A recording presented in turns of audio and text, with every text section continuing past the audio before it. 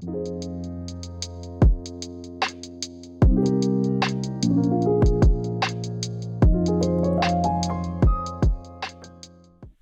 guys, welcome back to the Pressing Matters. I'm Scott. Thank you for tuning in today and thank you for your support. If you're new and haven't already, please consider subscribing. Hit subscribe and notification. You'll be sure to get notified of any new content that comes up. So over the past couple of weeks, I've been breaking in the Hana SL cartridge, and that's why you haven't seen too much of me. I kind of refraining from doing any audio reviews till it's fully broken in. But I wanted to give you a little update on what's been going on since I brought the cartridge home. If you go back a couple of videos, you'll see the video titled My Date with Hana, and that documents the whole process of going to SoundLux Audio and getting the cartridge and evaluating stuff. It's an interesting video. You should take a look. So it's been in the system for about 2 weeks now. I only have about 15 hours on it so far, but I was able to solve a couple of issues thanks to a generous viewer that reached out to me and offered some assistance with the loading issue and offered a listening session at his place. His name is Osvaldo, or otherwise known as Oz, and his outfit is called Let There Be Sound, located in Miami. And I went over there one sunny afternoon, and we had a great listening session, and it was very informative. I brought my turntable, and we were able to do some further tweaking on the cartridge, which really snapped it into focus. And also, we were able to listen to it at different loading settings. He was responding to my situation where I didn't have proper loading yet for the cartridge, and wanted to show me what it could sound like with the proper loading. So we had a great time. We listened to a lot of great things, and he generously let me borrow a small phono pre called the Nighthawk, and that has been really cool to play with. I have it here in my system now. I have it dialed in to 500, which is close, but not quite at the recommended setting for the Hana. But just having, this unit has all the controls on the fly, so you can control it right from knobs on the front of the unit. And it is really instructive, and it's been a real learning experience. Hearing what different loading and gain settings can do for the sound of the cartridge. So thank you so much to Oz for that. I appreciate it very much. A couple of the albums that we've been listening, or I've been listening to, I wanted to bring to your attention because they are very, very good sounding albums and have really, really sounded better now that I have the correct loading. But this was one of the better sounding records in my collection, as it were, and it's called the Ray Brown Trio Solar Energy. It was recorded in 1984. This is an audiophile edition that was done by Pure Audiophile Records. I believe it's still available, or it's still in print, but I'm not sure if it's still from Pure Audiophile. But at any rate, this is a great sounding album. It was very, very good sounding to begin with. It was one of the first ones I played without having the loading corrected, and it gave me hope that it was going to sound good. So now that the loading is corrected, I'm hearing it like it's brand new, and it is a superb album.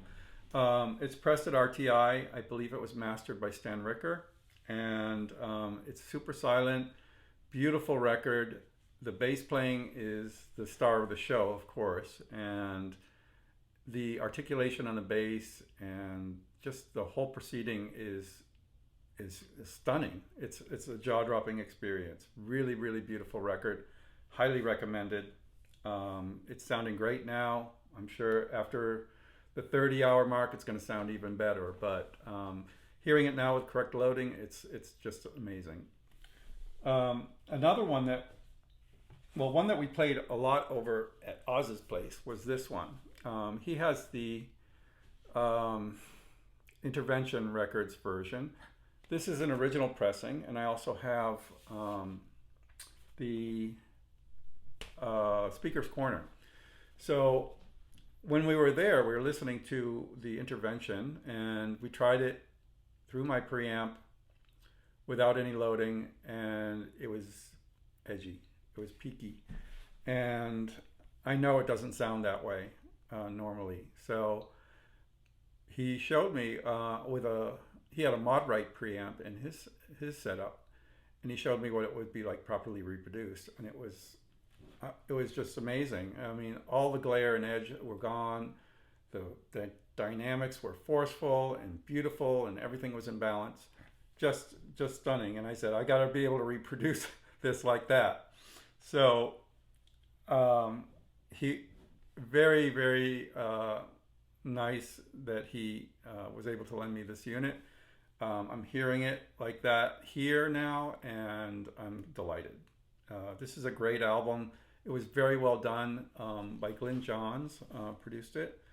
And Joan Armatrading's writing is fantastic. It's her debut. It's an essential. It's an essential. And I would just definitely check out the Intervention Records. I think it's still available. Well worth it, whatever it costs. It's amazing, amazing record.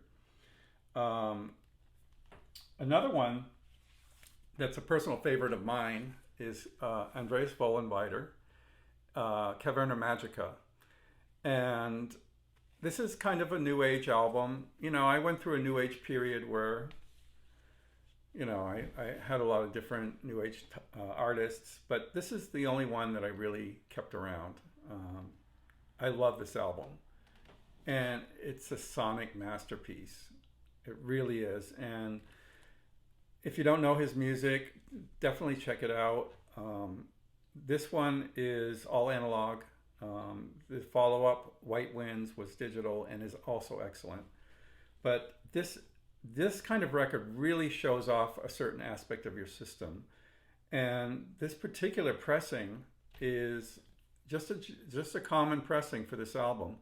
But CBS must have went to great lengths to provide a super silent vinyl for this, because it is so quiet. It's more quiet than Neotech vinyl. It's just amazing. And you know, there's a lot of fun sonic effects throughout the record, like, you know, wind and chimes, and the intro is like a couple of people walking into a cave. So you hear them walking on a trail, on a kind of a rocky trail, and then they step into the cave, and it's like a whole different sonic ambiance.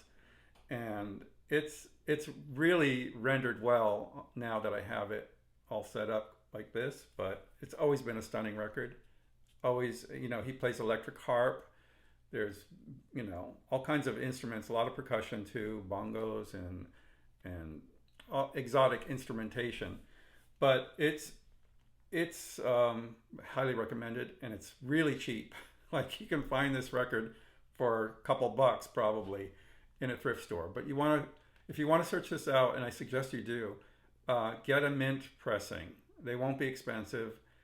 I found one sealed just recently, and so I have two. I have my backup. But, you know, whatever you do, get this record, play it on your system. You're going to be blown away. It sounds great. Another one that was a personal favorite of mine, and it probably has a lot to do with my memories of this era and these concerts. You know, Genesis, A Trick of the Tail was released after Peter Gabriel's departure, and everyone thought, well, it's going to fall apart without Peter Gabriel. He's the creative force. But that wasn't the case. That wasn't the case at all. They surprised everyone with this record. It continues on the progressive path, and Phil Collins takes the lead just like it was natural. And at times he sounds like Gabriel, but really he sounds like Phil Collins. And he does a superb job of singing this record. The writing is fantastic. Tony Banks, keyboards are all over this record. There's deep synth, bass notes that just rattle the floor, you know, and I just love it. For a rock record, it's really well constructed. very interesting at each turn. It's just gorgeous. Steve Hackett's guitar work is on this, and Mobile Fidelity must have thought a lot about it, because it's the only Genesis record they've ever done, and I would love to see it redone again. But this pressing on MoFi, or Mobile Fidelity Sound Lab, is highly recommended. Very, very good. I haven't compared it to a UK pressing. I imagine they might sound equal or better, but this is a stunner, and really, really is a cool album. You know, it's funny. I was looking through the album, and you know, they used to come in this. The card piece used to come like this. I mean, look at some of these titles that they had to begin with. Don Clemmer Touch, Al Stewart You're the Cat, George Benson Reason, Fleetwood Mac, you know, Al Jarreau, Steve Miller, The Beatles, Abbey Road, Finger Paintings. I discovered by looking at this, I have all the ones that I wanted, so that's good. A lot of them are I didn't care for, but the other ones I didn't care for. Also in this, it's kind of cool, they have the Geodisc, which we used, Oz and I used to set up the cartridge and further refine the alignment, and that was very helpful. But Geodisc has been around for a while now. Also, they included this thing, which is like a questionnaire asking about sonic qualities that you liked about the record, if there's other audiophile records you like and why, your system, just kind of a information gathering exercise, and that's pretty cool too.